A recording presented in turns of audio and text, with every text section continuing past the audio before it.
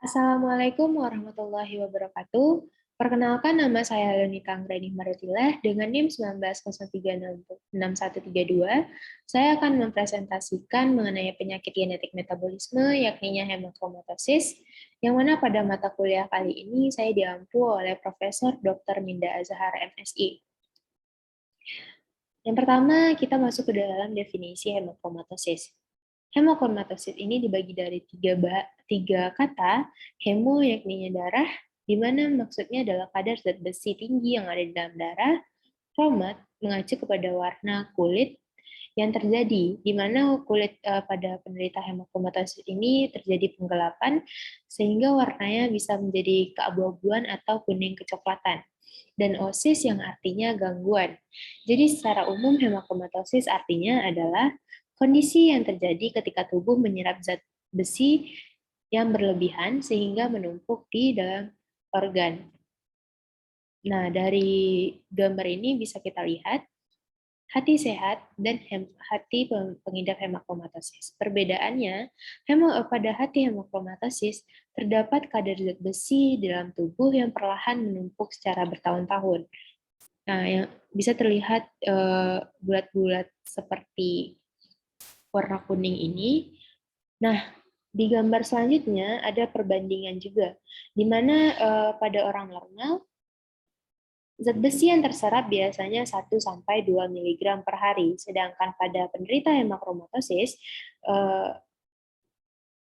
zat besi yang diserap bisa sampai 3-5 mg per hari. Baik, kita lanjut ke dalam jenis hemochromatosis. Jenis hemochromatosis ini terbagi dua, yakni hemochromatosis primer dan hemochromatosis sekunder. Hemochromatosis primer ini yang terjadi karena faktor genetik, di mana gen HFE atau gen hemochromatosis berperan untuk mengontrol kadar zat besi pada makanan yang diserap oleh tubuh. Gen ini dibagi menjadi dua jenis, yakni C282Y dan H63D. Nah, yang umum terjadi adalah C628Y. Selanjutnya, gen ini bisa terbagi dua lagi, di mana seseorang mewarisi satu gen abnormal dari masing-masing orang tua dapat menurunkannya kepada anak, dan seseorang yang hanya mewarisi satu gen bisa berperan sebagai pembawa atau karier dan menurunkan gen ini kepada anaknya. Nah, bisa dilihat di dalam gambar yang di bawah ini merupakan contoh kromosomnya. Dan selanjutnya hemochromatosis sekunder. Hemochromatosis sekunder ini disebabkan oleh kondisi medis, di mana pasien bisa mengidap anemia, penyakit hati kronis, hepatitis C, atau alkoholisme, maupun aktivitas rutin dalam menjalani transfusi darah atau cuci darah. Tipe-tipe hemochromatosis primer yang pertama ada 5. Yang pertama tipe 1 dan 4. Tipe 1 dan 4 ini tipe yang paling umum terjadi. Gejala mulai muncul saat berusia 40-60 tahun dan pada wanita setelah menopause. Tipe kedua atau juvenil merupakan hemochromatosis yang dimutasi dalam gen hemojuvenil, bukan gen HFE, menyerang orang-orang rentang usia 15-30 tahun. Tipe ketiga yakni antara tipe 1 dan 2 dimulai pada usia 30 tahun, dan neonatal. Neonatal merupakan penumpukan zat besi yang berat di dalam hati bayi dan terkadang menyebabkan kematian. Gejalanya bisa kelelahan, rontok bulu badan, kurang energi, sakit perut, jantung berdebar, penurunan berat badan, hilang gairah seks, nyeri sendi, dan kebingungan. Selanjutnya, faktor risiko. Secara umum, pria memiliki persentase lebih tinggi mengidap penyakit hemochromatosis, sedangkan perempuan biasanya mengidap penyakit ini setelah menopause. Gejalanya timbul setelah menopause karena perempuan bisa mengeluarkan kadar zat besi itu apabila mereka menstruasi. Sedangkan pria biasanya dimulai gejalanya dari 30-60 tahun.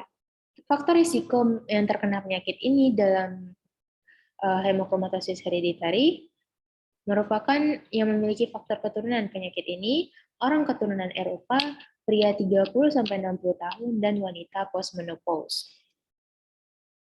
Komplikasinya adalah di dalam hati ada sirosis hati, kanker hati, sedangkan jantung ada aritmia, gagal jantung, kardiomiopati, fungsi organ reproduksi ada amenorea wanita, dan testikular atrofi pada pria. Sendi, adanya kerusakan pada sendi. Dan pada pankreas, adanya tipe 1 diabetes mellitus dan malabsorpsi. Pada kulit, kulit bisa berubah menjadi keabu-abuan ataupun kuning kecoklatan. Nah, ini merupakan contoh perbandingan kulit orang yang mengidap hemochromatosis dan kulit orang normal. Selanjutnya ada diagnosa. Diagnosa ini bisa 4 cara. Yang pertama MRI. MRI ini dilakukan untuk mengukur tingkat kelebihan zat besi di dalam hati. Dan pemeriksaan darah. Tes ini dilakukan dengan cara melihat tingkat saturasi transferin kadar zat besi dalam serum darah, total iron binding capacity atau TIBC, dan tingkat ferriterin serum.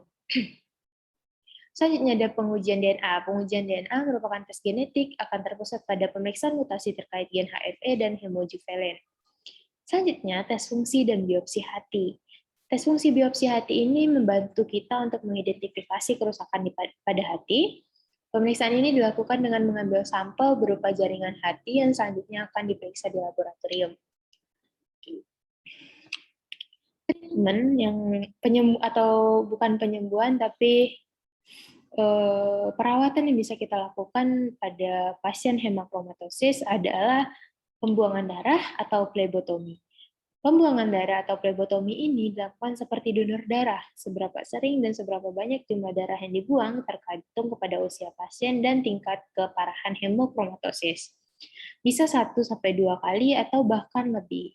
Dan juga ada pemberian obat-obatan.